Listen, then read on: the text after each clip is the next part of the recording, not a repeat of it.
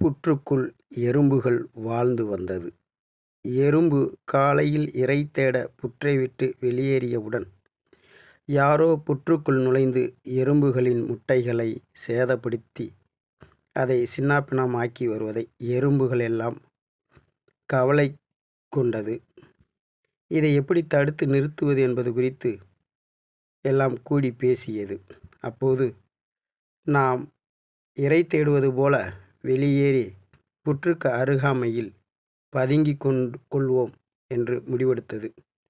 அதன்படியே எறும்புகள் புற்றுக்கு அருகாமையில் பதுங்கிக் கொண்டிருந்தது. அப்போது ஒரு பெரிய கருநாகம் புற்றுக்குள் நுழைவதை எறும்புகள் பார்த்தது. ஓ, இத்தனை நாட்களாக இந்த கருநாகம்தான் நமது முட்டைகளையெல்லாம் சேதப்படுத்தி அதை நாசமாக்கி இருக்கிறது. இதை சும்மா விடக்கூடாது என்று புற்றுக்கண்ணிலே முள்ளை எடுத்து போட்டது.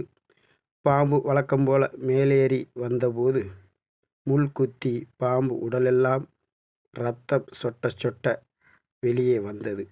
அந்த இரத்த நாளங்கள் வழியாக எறும்புகள் ஊடுருவி அந்த பாம்பை சாகடித்தது. எளியோரை வலியோர் வஞ்சித்தால் எளியோர்களெல்லாம் ஒன்று கூடி வலியோரை வீழ்த்துவார்கள் என்பதுதான் நிதர்சனமான உண்மையாகும். நன்றி.